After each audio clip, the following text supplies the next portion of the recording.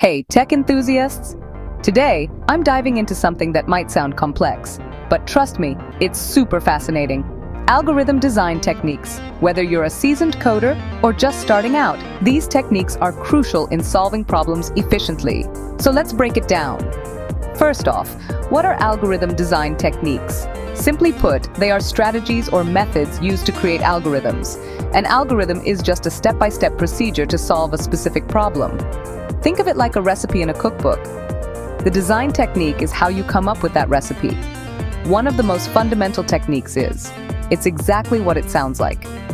You break a big problem into smaller subproblems, solve each one individually, and then combine the solutions. A classic example is merge sort, where you repeatedly divide an array into halves until you have single elements, and then merge them back in sorted order.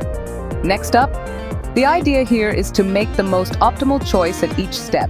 It's like choosing the most delicious-looking dish at a buffet without thinking about the entire meal. One famous greedy algorithm is Dijkstra's for finding the shortest path in a graph. Then, there's this technique is like solving a puzzle by remembering the pieces you've already put together.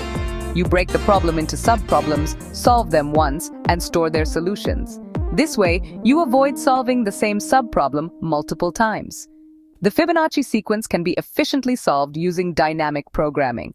Another cool technique is, it's like solving a maze where you try a path, and if it doesn't work, you backtrack and try another. This method is great for solving problems like the N-Queens puzzle, where you place queens on a chessboard such that no two queens threaten each other.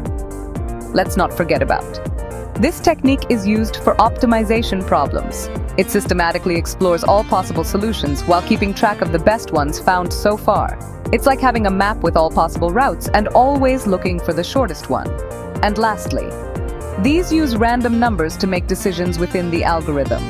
They're particularly useful when we need a quick, often approximate solution, like in quicksort, where the pivot element is chosen randomly.